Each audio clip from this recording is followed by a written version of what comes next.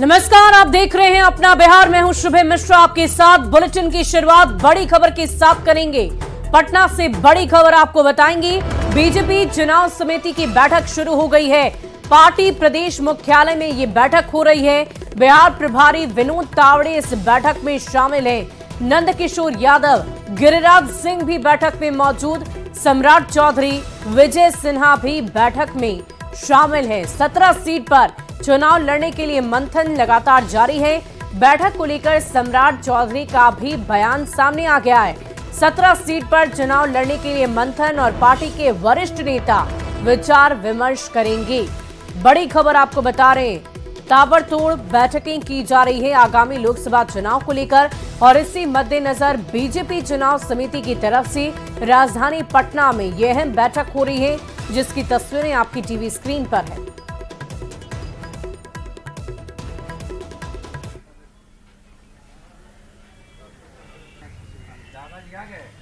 तो बीजेपी चुनाव समिति की बैठक शुरू हो गई है, जिसकी तस्वीरें हम आपको दिखा रहे हैं। तमाम नेता वहां पर पहुंच चुके हैं और इस बैठक में शामिल होंगे। चुनाव समिति में ये सभी सदस्य हैं। सम्राट चौधरी जो बिहार के डिप्टी सीएम हैं, उनकी तस्वीर भी इस वक्त आपकी टीवी स्क्रीन पर है। उन्होंने कहा है कि 17 सीट पर चुनाव लड़ने को लेकर विचार विमर्श किया जा रहा है। पार्टी के तमाम वरिष्ठ नेता इस बैठक में मौजूद रहेंगे। आपको बता दें कि आगामी लोकसभा चुनाव में अब कुछ दिन ही शेष रह गए हैं। ऐसे में लगातार बैठकों का दौर बीजेपी की तरफ से जारी है। केंद्र स्तर से लेकर राज्य स्तर तक बैठकें की जा रही है, ताकि आगामी लोकसभा चुनाव को लेकर अच्छी और बेहतर रणनीति तैयार की जा सके। इसी के मद्देनजर ये खास बैठक की जा रही है राजधानी पटना में, जहां तमाम वरिष्ठ नेता, दिग्गज नेता इस वक्त मौजूद हैं, इस बैठक में शामिल हो रहे हैं, जिसकी तस्वीरें आपके टीवी स्क्रीन पर है। पार्टी के वरिष्ठ नेता मंथन करेंगे और इस मंथन में क्या कुछ निकलकर सामने आता है वो भी देखने वाली बात होगी। बताया ये भी जा रहा है कि अब से कुछ ही दिन में सीट शेयरिंग का फॉर्मूला भी बीजेपी की तरफ से तय कर लिया जाएगा। और इसी बीच उससे पहले की ये बहुत ही खास और महत्वपूर्ण बैठक है आगामी लोकसभा चुनाव को लेकर, जिसमें तमाम वरिष्ठ नेता मौजूद हैं। और ये बैठक राजधानी पटना में हो रही है। सम्राट चौधरी ने बयान दिया है कि 17 सीट पर चुनाव लड़ने को लेकर ये मंथन है और इसी मंथन में शामिल होने के लिए तमाम दिग्गज और वरिष्ठ नेता वहां पहुंच चुके हैं।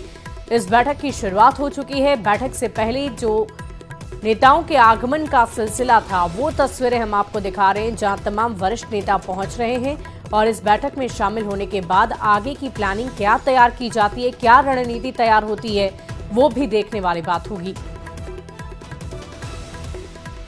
तो बड़ी खबर आपको बता रहे हैं, बीजेपी चुनाव समिति की बैठक शुरू हो गई है। आपको बता दें कि ताबड़तोड़ रैलियां भी की जा रही है अलग अलग पार्टियों की तरफ से। इसी बीच हाल ही में 2 मार्च को औरंगाबाद और बेगूसराय में देश के प्रधानमंत्री नरेंद्र मोदी ने भी सभी को संबोधित किया था। और सम्राट चौधरी ने इस बैठक के शुरू होने से पहले क्या कुछ कहा है, वो बयान आपको सुनवाते हैं।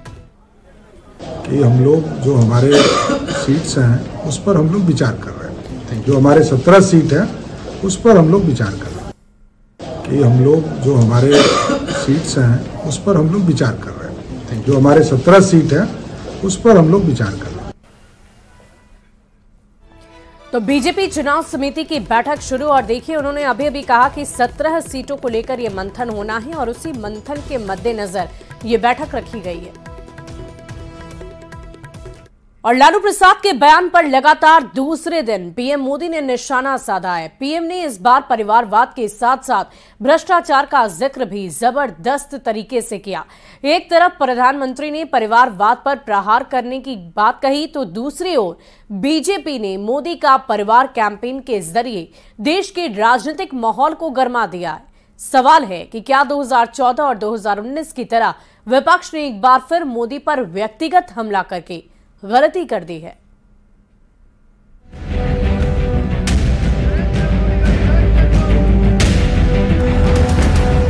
तुम्हारे पास परिवार नहीं है और तुम हिंदू भी नहीं है। क्या परिवार वालों को चोरी करने का लाइसेंस मिल गया है क्या? ना तुम्हारा परिवार है इसलिए चोरी करने की छूट? क्या तुम्हारा परिवार है सत्ता पर कब्जा करने की छूट? क्या मोदी के परिवार पर लालू का निशाना उल्टा पड़ने जा रहा है? क्योंकि लगातार दूसरे दिन इस मुद्दे पर बीजेपी हमलावर है।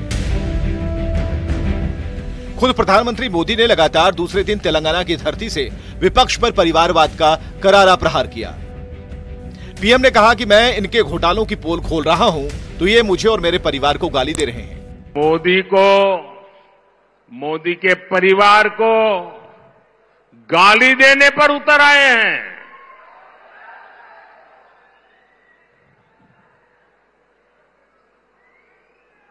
ये गाली क्यों दे रहे हैं पता है? मैं इनके सैकड़ों हजारों करोड़ रुपयों के घोटालों की पोल खोल रहा हूं। परिवारवाद पर वार करते हुए पीएम मोदी ने कहा कि क्या परिवार वालों को चोरी करने का लाइसेंस मिल गया है? उस उल्टा क्या कहते हैं? ये कहते हैं मोदी का कोई परिवार ही नहीं है। क्या परिवार वालों को चोरी करने का लाइसेंस मिल गया है क्या?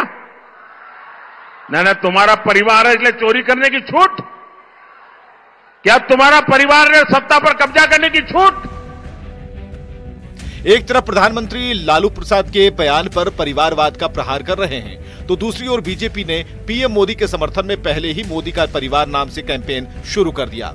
हालात ये हैं कि बीजेपी के साथ सहयोगी पार्टियों के नेता भी इस कैंपेन से जुड़ते जा रहे हैं। हम के संरक्षक जीतन मांझी ने सोशल मीडिया साइट एक्स पर पोस्ट कर लालू प्रसाद पर करारा वार किया और पीएम मोदी को अपना भाई बताया। मांझी ने लिखा है, राष्ट्र के लिए समर्पित किसी व्यक्ति पर अभद्र टिप्पणी करना, उनको बिना परिवार का बताना जाना बेहद शर्मनाक है। मैं कुछ लोगों को स्पष्ट तौर पर कह देना चाहता हूं कि नरेंद्र मोदी जी देश के हर परिवार के सदस्य हैं, पर लालू जी का नाम कोई अपने साथ नहीं जोड़ना चाहता। मोदी जी मेरे भाई हैं। 2014 से अब तक ये तीसरा चुनाव है और हर लोकसभा चुनाव में पीएम पर व्यक्तिगत टिप्पणी की गई। इसको मुद्दा बनाकर बीजेपी ने ऐसा कैंपेन चलाया कि चुनावी फिजा ही बदल गई। 2014 में कांग्रेस नेता मणिशंकर अय्यर ने चाय वाला कहा था, जिसके जवाब में चाय पर चर्चा अभियान बीजेपी ने चलाया। 2019 में राहुल गांधी ने चौकीदार चोर है कहा, इसके जवाब में मैं भी चौकीदार कैंपेन बीजेपी ने चलाया। और इस बार यानी 2024 में लालू ने मोदी का परिवार नहीं की टिप्पणी कर दी, जिसके जवाब में मोदी का परिवार कैंपेन बीजेपी चला रही है। पिछले 2 चुनावों में बीजेपी की कमेंट बनाम कैंपेन की सियासत काम कर गई। सवाल है कि क्या इस बार फिर लालू प्रसाद ने मोदी के परिवार पर कमेंट कर विपक्ष की तरफ से सेल्फ गोल कर लिया है? Bureau report, news 18। वहीं परिवार को लेकर पीएम मोदी पर लालू प्रसाद के पर्सनल अटैक पर जन स्वराज के संयोजक प्रशांत किशोर ने निशाना साधा। प्रशांत किशोर ने कहा है कि लालू प्रसाद इसी तरह के बयान के लिए जाने जाते हैं। साथ ही उन्होंने ये भी कह दिया है कि परिवारवाद राजनीति को दीमक की तरह बर्बाद कर रहा है। लालू जी अपने बयानों और इस तरह के वक्तव्यों के लिए जाने जाते हैं। जहां तक परिवारवाद का सवाल है, बिल्कुल ये बहुत बड़ा घुन है, दीमक है, जो राजनीति को सिरे से बर्बाद कर रहा है। राजनीति ही नहीं, किसी भी क्षेत्र में अगर आप परिवारवाद ही कर देंगे कि सिर्फ नेताओं के बच्चे ही नेता बनेंगे, तो उससे तो आपने लोकतंत्र को ही खत्म कर दिया। और बीजेपी सांसद मनोज तिवारी ने डीएम नेता ए राजा के बयान पर पलटवार करते हुए कहा है कि जब धर्म होगा तो अधर्म भी होगा और ये लोग अधर्मी लोग हैं जो इस तरह के बयान दे रहे हैं। जल्द ही इनका अभिमान टूटेगा। साथ ही मोदी पर लालू प्रसाद के पर्सनल अटैक पर भी जवाब दिया है।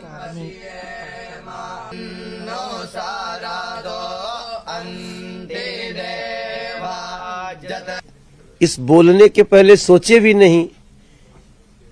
आपको लगता है मोदी जी अकेले हैं। हम कहते हैं, जैसे ही आपने सवाल उठाया, अमित शाह जी का बयान आ गया, मैं हूं मोदी का परिवार। जेपी नड्डा जी का तुरंत उनका ट्विटर का लिखा हुआ परिचय भी बदल गया, जगत प्रकाश नड्डा, मोदी का परिवार।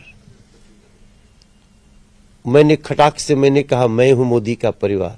और यहाँ जितने लोग बैठे हैं, ये कौन है? आप लोग कौन है? सब मोदी का परिवार। और बिहार में अभी तक दोनों ही गठबंधनों ने लोकसभा चुनाव के उम्मीदवारों का ऐलान नहीं किया है। दोनों तरफ सीट शेयरिंग पर बात लगातार चल रही है और दावा है कि जल्दी ही सीटों पर समझौता हो जाएगा। ने जो सीटें जीती हैं, भारतीय जनता पार्टी ने जो सीटें जीती हैं, वो उनकी अमानत है। हाँ, बीजेपी में बिहार में एक को टिकट बांटा, जरा नामों बताइएगा। आ जाएगा, जब तय हो जाएगा तो आपके जानकारी में सबसे पहले। लोकसभा चुनाव की तारीखों का ऐलान भले ही ना हुआ हो, बिहार में सबसे ज्यादा सियासी हलचल देखने को मिल रही है, वो भी कई महीनों से। लोकसभा चुनाव को लेकर करीब 1 साल से बिहार देश की राजनीति के केंद्र में है, लेकिन अब तक दोनों ही गठबंधनों की तरफ से उम्मीदवारों के नाम का ऐलान नहीं हुआ। बीजेपी ने 195 उम्मीदवारों की पहली लिस्ट जारी की, लेकिन उसमें बिहार के किसी कैंडिडेट का नाम शामिल नहीं था। माना जा रहा है कि गठबंधन के सहयोगियों के बीच सीट के बंटवारे पर पूरी तरह से बात फाइनल न होने की वजह से नाम के ऐलान में देरी हो रही है। हालांकि जेडीयू के राज्यसभा सांसद संजय झा ने कहा कि बहुत जल्दी सीटों का ऐलान हो जाएगा, इसमें कहीं कोई पेच नहीं है। जेडीयू कितने सीटों पे लड़ेगी? आ जाएगा, जब तय हो जाएगा तो आपके जानकारी में सबसे पहले। सीटिंग जितनी थी उससे कम का तो सवाल नहीं है। कहा ना कि सारी जानकारी जब हम लोग बैठेंगे सारा डिटेल। एनडीए में कहीं कोई सीटों को लेकर, एनडीए की तरह ही इंडी अलायंस का भी दावा है। नेता प्रतिपक्ष तेजस्वी यादव का कहना है कि एनडीए से पहले वो लोग सीटों का ऐलान कर देंगे। हम तो बोले भाई बातचीत चल रही है, एनडीए से पहले हम लोगों का हो जाएगा। और जुड़ेगा तो, लेकिन आप देखिएगा जो लिस्ट भाजपा का निकला, बिहार का तो किसी का नहीं निकला। कल सुप्रीम कोर्ट। हाँ, बीजेपी में बिहार में एक को टिकट बांटा, जरा नामों बताइएगा। सूत्र बता रहे हैं कि 7 और 8 मार्च को दिल्ली में एनडीए में सीटों के बंटवारे को लेकर मंथन हो सकता है और 8 मार्च को दिल्ली में बीजेपी की केंद्रीय चुनाव समिति की बैठक में बिहार के उम्मीदवारों के नाम पर भी चर्चा होगी। वैसे बता दें कि बिहार में लोकसभा की 40 सीटें हैं। बीजेपी और जनता दल यूनाइटेड ने 17 सीटों पर उम्मीदवार उतारे, जबकि एलजेपी के खाते में 6 सीटें आईं। 2019 चुनाव में एनडीए ने 40 में से 39 सीटें जीत ली। बीजेपी के खाते में 17, जेडीयू के खाते में 16 और एलजेपी के खाते में 6 सीटें आईं। तब के महागठबंधन को सिर्फ 1 सीट पर जीत मिली, जो कि कांग्रेस के खाते में गई। 2024 में एनडीए 40 सीटें जीतने का दावा कर रहा है, जबकि इंडी अलायंस का दावा है कि वो चौंकाने वाला रिजल्ट देखेंगे। एनडीए में पिछली बार से ज्यादा पार्टियां शामिल हैं, वहीं इंडी अलायंस की तस्वीर भी थोड़ी बदली सी है। अब देखना ये होगा कि किस फॉर्मूले पर और कब तक बिहार में लोकसभा की सीटों का बंटवारा हो पाता है। न्यूज 18 के लिए पटना से आनंद अमृतराज और रवि एस नारायण के साथ bureau report. Patna smart city की तरफ से एक बार फिर से पब्लिक एड्रेस सिस्टम के जरिए नया प्रयोग चर्चा का विषय बना हुआ है और लोग इसकी उपयोगिता भी समझने लगे। इस बार लोकसभा चुनाव को देखते हुए पब्लिक एड्रेस सिस्टम में जिंगल फिट कर दिया है और कुल 51 जगहों पर जिंगल के माध्यम से वोटर्स को जागरूक किया जा रहा है। पटना स्मार्ट सिटी के अधिकारी भी मानते हैं कि इस सिस्टम के जरिए चलाए जा रहे अभियान से वोटिंग प्रतिशत में काफी इजाफा होगा। पटना के गोलघर चौराहे के पास जायजा लिया न्यूज 18 संवाददाता रजनीश कुमार ने। लोकसभा चुनाव को लेकर पटना जिला प्रशासन की तरफ से लगातार वोटर अवेयरनेस कार्यक्रम चलाए जा रहे हैं। ऐसे में स्मार्ट सिटी की पहल पर पटना में 51 जगहों पर जिंगल लगाए गए हैं, यानी जिंगल के जरिए लगातार वोटर्स को जागरूक किया जा रहा है। बता दें आपको कि पटना के गोलघर चौराहे के पास हम मौजूद हैं और यहाँ पर भी देख सकते हैं लाउड स्पीकर के शेप में आपको जिंगल दिखाई दे रहा है, यानी जैसे ही अगर आप राह से गुजरते हैं तो आपको आवाज़ सुनाई देगी कि वोट का क्या महत्व है। फीडबैक अच्छा मिल रहा है और इससे क्या हो रहा है कि लोगों में अवेयरनेस आ रहा है और जाते आते सुनने के साथ साथ उनमें अवेयरनेस आ रहा है। इसको हम लोग ऐसे कनेक्ट करेंगे तो अभी आवाज़ आएगा। फिर हेलो हेलो सर, हाँ हेलो, आवाज़ सुन सकते हैं आप। ये इंटीग्रेटेड कमांड कंट्रोल सेंटर से जी आवाज़ आ रही है मेरी।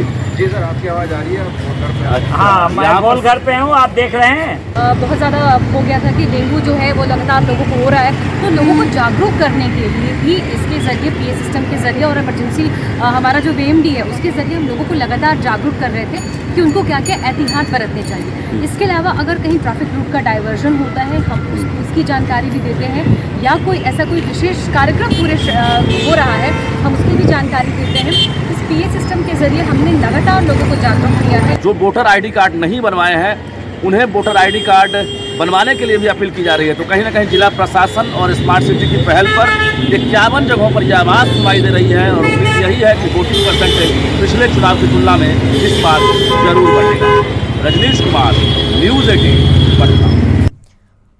और बड़ी खबर वैशाली से आपको बताएं, जहां हाजीपुर मंडल कारा में कैदियों के बीच मारपीट हुई है, जिसमें एक विचाराधीन कैदी की मौत हो गई, जिसके बाद जेल से लेकर जिला प्रशासन के अधिकारियों में हड़कंप मच गया है। बताया जा रहा है कि जेल के अंदर मंदिर के पास साफ सफाई को लेकर हत्या के आरोप में जेल में बंद अशोक राय का दूसरे कैदी के साथ विवाद हो गया, जिसके बाद दूसरे कैदी ने कुदाल से ही अशोक राय पर हमला कर दिया, जिसमें उसकी मौत हो गई। इस घटना से जेल प्रबंधन पर लगातार सवाल उठ रहे हैं। स्थित 307 के मामले में विचाराधीन कैदी अशोक राय, इनके पिताजी का नाम रामवृक्ष राय है, इनकी हत्या कर दी गई है। हम लोगों को जैसे जानकारी मिली टाउन SHO और सब इंस्पेक्टर के साथ हम लोग यहाँ आए हैं। अभी मजिस्ट्रेट का वेट कर रहे हैं, उनके आने के बाद हम लोग अग्रिम कार्रवाई करेंगे। और गरीबों को मुफ्त में इलाज मुहैया हो सके, इसको लेकर भारत सरकार की पहल के बाद बिहार में युद्ध स्तर पर आयुष्मान कार्ड बनाए जा रहे हैं और महज 4 दिनों में बिहार ने 62 लाख से ज्यादा लोगों का आयुष्मान कार्ड बनाकर एक नया कीर्तिमान कायम किया। बिहार स्वास्थ्य सुरक्षा समिति की CEO अलंकृता पांडे से बातचीत की है न्यूज़ 18 संवाददाता रजनीश कुमार ने।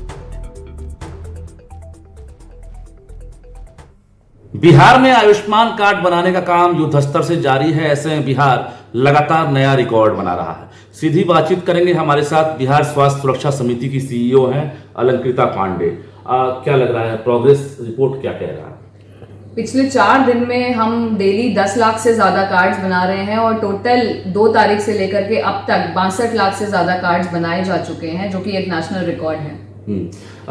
देखा जाए अगर तो राशन कार्ड धारी जो है किसी कारण से वो बनवा नहीं पा रहे थे, अब उनके लिए क्या सब आसान हो गया?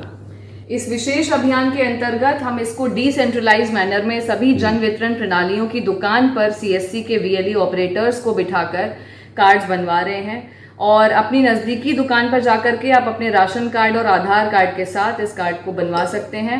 2 मिनट इसमें लगते हैं और चूंकि हमने इसको इतना डिसेंट्रलाइज कर दिया है तो उसमें वेटिंग पीरियड भी बहुत ज़्यादा नहीं है, ज़्यादा देर आपको बैठना नहीं पड़ेगा, थोड़ी सी देर में आप जाकर के पास। डॉक्यूमेंट्स क्या सब चाहिए राशन कार्ड के अलावा? आधार कार्ड या कोई भी सरकार से मान्यता प्राप्त आपका पहचान पत्र, फोटो पहचान पत्र होना चाहिए। बहुत बहुत धन्यवाद। तो हमारे साथ बिहार स्वास्थ्य सुरक्षा समिति की CEO अलंकृता पांडे थी, जिनका कहना है कि अब तक बिहार में 62 लाख से अधिक लोगों का आयुष्मान कार्ड बन चुका है, जबकि जो टारगेट है 9 करोड़ जो आबादी है जो राशन कार्ड धारी है, कहीं ना कहीं फ्यूचर में टारगेट को अचीव करना है। जाहिर है जो अभियान चल रहा है ऐसे में बिहार फिलहाल अव्वल लग रहा है। रजनीश कुमार, न्यूज़ 18 पटना। बक्सर की सिमरे, चक्की और डुमराव प्रखंड के विभिन्न गांवों में युवा चेतना की तरफ से हजारों लोगों के बीच च्यवन प्रवास का वितरण किया गया। युवा चेतना के प्रमुख रोहित कुमार सिंह ने हजारों लोगों को च्यवन प्राश वितरित किया है। इस मौके पर रोहित कुमार सिंह ने कहा कि उनकी प्रतिबद्धता गरीब और वंचित समाज को मुख्य धारा से जोड़ने की है। साथ ही ये भी कहा कि परिवारवादी शक्तियों के खिलाफ उनकी लड़ाई लगातार जारी रहेगी। बक्सर जिला के सिमड़ी, डुमराव और चक्की प्रखंड के दर्जनों गांवों में आज युवा चेतना के द्वारा च्यवनप्राश का वितरण किया गया है। हमारी लड़ाई गरीब को समाज के मुख्य धारा से जोड़ने की है। हमारा अभियान परिवारवादी शक्तियों के खिलाफ है। हम राजनीति में खेत में खुरपी चलाने वाले किसान और मजदूर के घर के बच्चों को मुख्य धारा से जोड़ने की लड़ाई लड़ रहे हैं। देश में राष्ट्रवादी विचारधारा के लोगों के हाथ में सत्ता बनी रहे, इसके लिए हम नौजवानों से लगातार संपर्क कर रहे हैं। और फिलहाल इस बुलेटिन में अभी के लिए बस इतना ही। आप बने रहे न्यूज़ 18 बिहार झारखंड के साथ।